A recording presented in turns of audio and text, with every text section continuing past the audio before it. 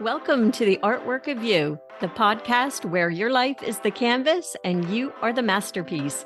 I'm your host, Lori Guin, and together we'll explore creativity, self-awareness, mindset, goal strategy, and the importance of accountability so that you can paint your life's portrait with confidence and ease.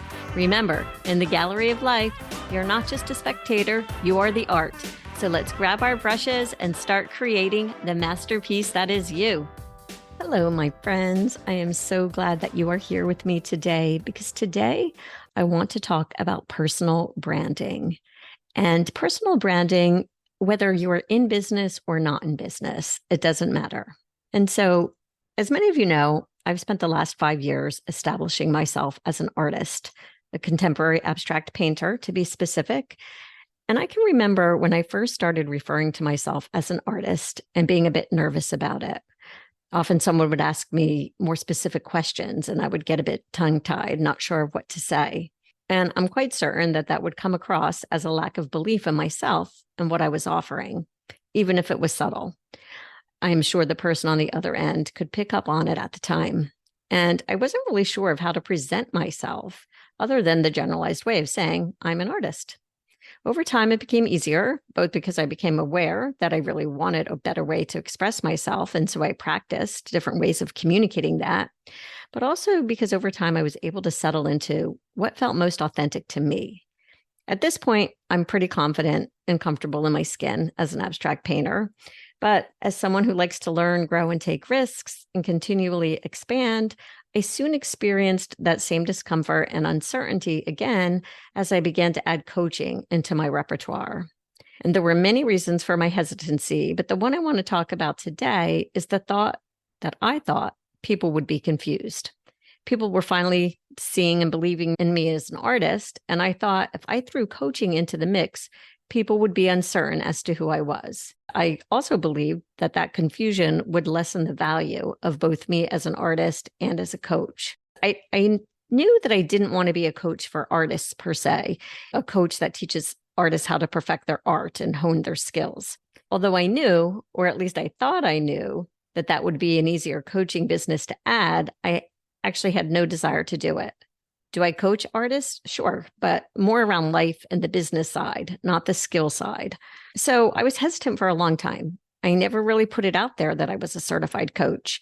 And when people asked what I did, I said I was an artist and left it at that.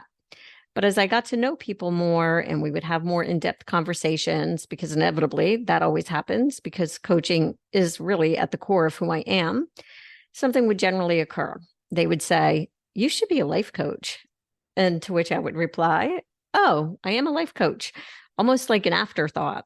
And after years of this, I finally decided that I no longer wanted to stay in confusion and fear about bringing this other side of me into the forefront of who I am and what it means to be authentically me.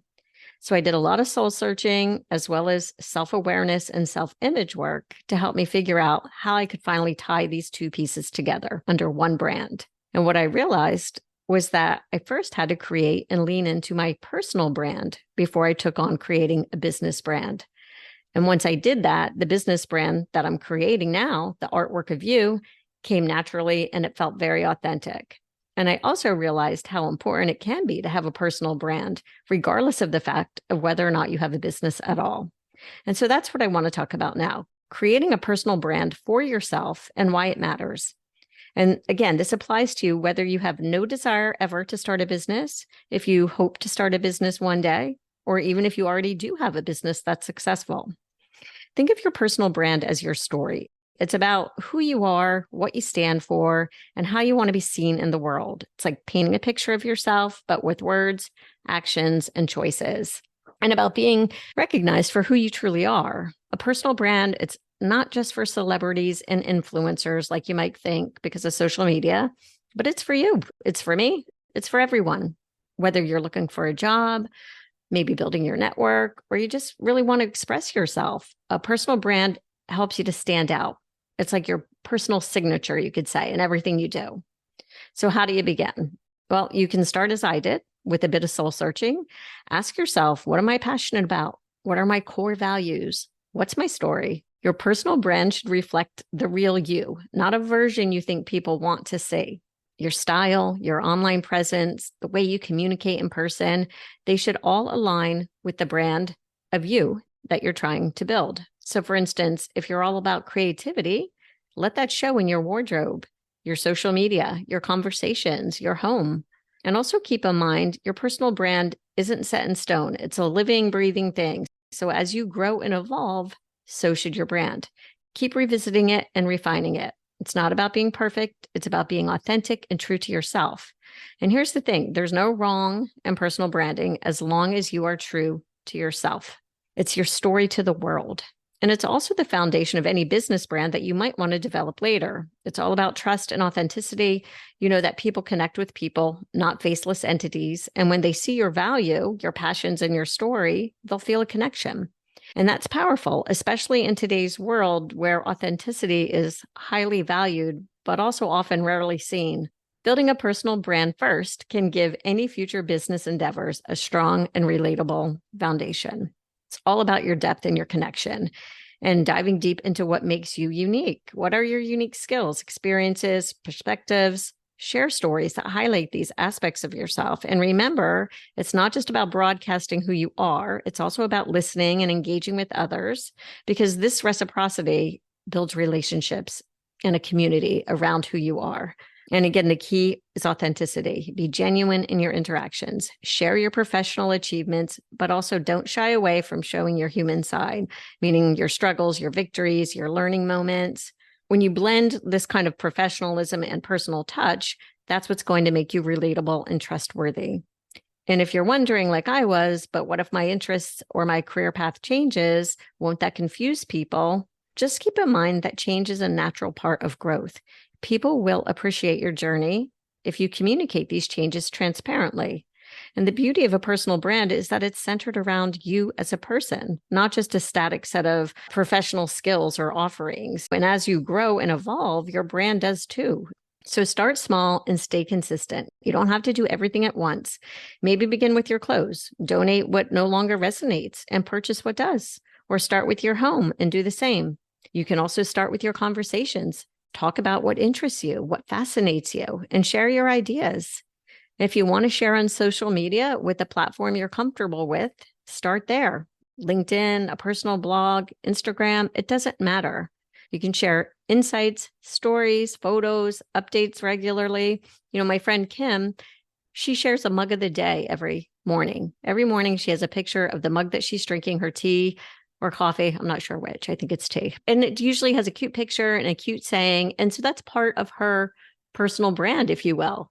When people see mugs, they associate it with Kim. And often people maybe see a mug out and then they give it to her as a gift because it's just part of who she is. So as you get more comfortable, you can expand your presence. And I'm doing that in real time as I'm building my business brand and sharing my journey through the addition of this podcast. And always just remember, stay true to yourself. Your personal brand should be a reflection of you, not a chore. It's more than self-promotion. It's about creating genuine connections and paving the way for future opportunities that might come your way.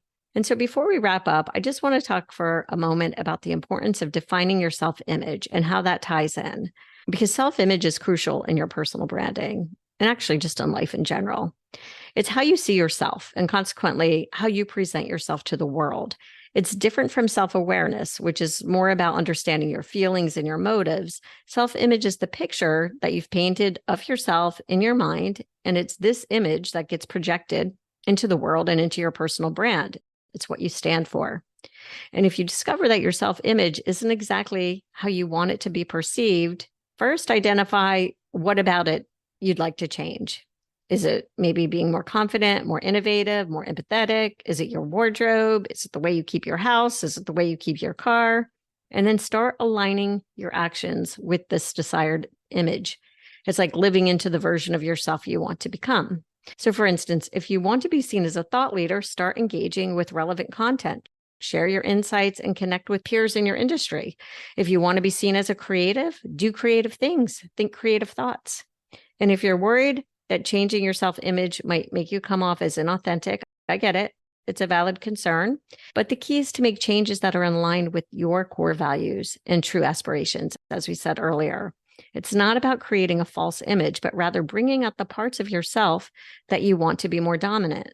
It's not about perfection. It's okay to be a work in progress and share your journeys with others. This vulnerability can actually make you more relatable and authentic. And once you start living into your desired self-image, integrate it into all aspects of your life, be it on social media, as we said, or in professional settings, or just in your personal day-to-day life. Let your actions, words, and choices reflect this image.